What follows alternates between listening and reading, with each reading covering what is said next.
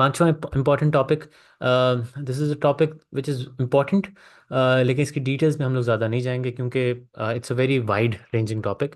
मैं आपको साथ जो है इसका ओवरव्यू शेयर कर दूंगा कि हाउ इन विच एरिनाज आपको यूएस चाइना राइवलरी नज़र आती है। तो जो आपको मैनिफेस्टेशन नज़र आती है वो इंडो पैसिफिक के अंदर नज़र आती है, जहाँ पे आपका क्वाड है, जहाँ पे आपके ऑकस है। आपको ताइवान के एरिया में नज़र आती है, जहाँ पे जो कि चाइना जिसको एक ब्रेक अवे प्रोविंस समझता है, लेकिन यूएस जो है वो ताइवान की इंडिपेंडेंस या ताइवान की सॉवरेनिटी के को बैक करता है। तो वहाँ पे आपको इनकी राइवलरी नज़र आती है। आपको साउथ चाइना सी के अंदर नज़र आती है, वो स्ट्रेट ऑफ मलक्का होगी जहाँ पे आपको नज़र आती है। तो ये सारी जो चीज़ें हैं they sort of highlight the manifestations of rivalry. फिर साउथ एशिया के अंदर आपको इंडिया को यूएस, जैसा मैंने आपको पहले बताया, as a major defence partner समझता है अगेंस्ट अगेंस्ट चाइना। तो वहाँ पे भी आपको इसकी चीज़ की राइवलरी नज़र आती है। फिर then there is the B3W, build back better world versus the BRI। ये B3W की डिटेल्स मैं उसके अंदर शेयर कर दूंगा, आप खुद भी इसके ऊपर रिसर्च कीजिएगा। It's an important aspect, important concept जो कि यूएस और वेस्ट ने बनाया है अगेंस्ट दी चाइनीज़ BRI। तो ये कुछ मैनिफेस्टेशंस हैं राइवलरी की, इन एरियाज में आपको नज़र आती हैं। अब हर एक टॉपिक के ऊपर आप एक एक पैराग्राफ लिख सकते हैं, वो सॉर्ट ऑफ आपका आंसर भी होगा। तो वो जो डिटेल्स हैं वो मैं आपके साथ जो है वो सप्लीमेंट्री रीडिंग पैक के अंदर शेयर होंगी। अगला जो सिमिलर इससे यूएस चाइना के साथ ही ताल्लुक है, इस टॉपिक का भी चाइना के राइज के साथ भी ताल्लुक है इस टॉपिक का, और कैंप पॉलिटिक्स के साथ भी ताल्लुक है इस टॉपिक का, मल्टीलैटरलिज्म के साथ भी ताल्लुक है इस टॉपिक का, alternative to Bretton Wood system के साथ भी ताल्लुक है इस टॉपिक का, which is BRICS and the multipolarity. अब ब्रिक्स जो है which was formed in the mid 2000। पहले ये ब्रिक था सिर्फ, ब्राज़ील, रशिया, इंडिया, चाइना का। फिर उसके बाद साउथ अफ्रीका ने ज्वाइन किया तो ये ब्रिक्स हो गया। अभी और कंट्रीज इसको ज्वाइन करना चाह रही हैं। So it's a very happening you know grouping. और बड़ी इसके अंदर आपको Brazil, Russia, India, China, south Africa, तो मेजर इकोनॉमीज, मेजर कंट्रीज, बड़ी बड़ी कंट्रीज नज़र आती हैं इस पर्टिकुलर ग्रुपिंग के अंदर। ठीक है। अब जो है इसके अंदर आपको नज़र आता है how it is a catalyst for multipolarity, because there is a gradual shift in power as countries like China, India and others gain economic and political clout. Then you see the that there is also the growth of regional organisations and economic blocs आपको दुनिया में नज़र आ रहे हैं, चाहे वो ASEAN हो, African union हो, मरकोसर हो।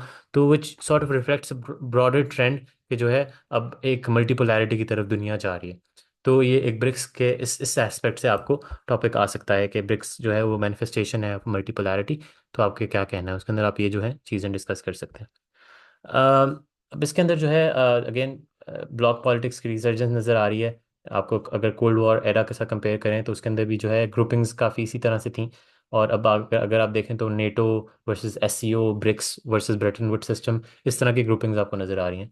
फिर then there is the national development bank भी जो है वो ब्रिक्स के अंदर ही आता है, which is sort of challenge western dominated financial institutions like IMF, World Bank. तो वो खुद भी जो है एक alternative to World Bank emerge कर रहा है, जो न्यू डेवलपमेंट बैंक है। इसके बारे में भी आप ज़रूर रिसर्च कीजिएगा। And then there is the US China dynamic, जो कि ब्रिक्स के अंदर नज़र आती है। ब्रिक्स जो है that can be seen as a platform for China to collaborate with other emerging powers and counter balance US dominance. हाँ, बेशक इसके अंदर इंडिया एक, आप कह सकते हैं कि अनॉमली है, क्योंकि India isn't very pro China and it is more in the camp of Britain itself.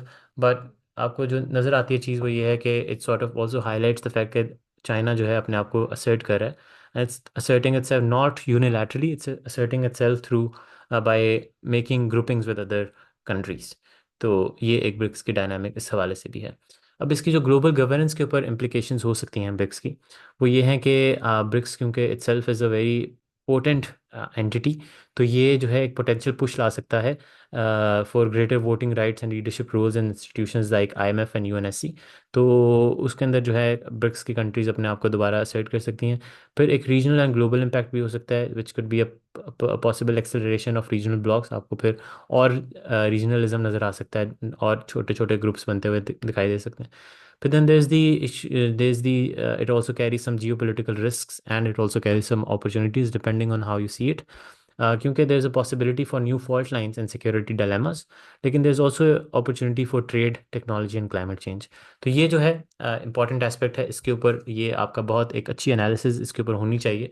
जो थर्ड पॉइंट है specially, which is the geopolitical risks and opportunities, इसकी जो डिटेल्स हैं वो again due to paucity of time इस lecture के अंदर तो नहीं डिस्कस हो सकती, but I will be sharing those once the book is ready.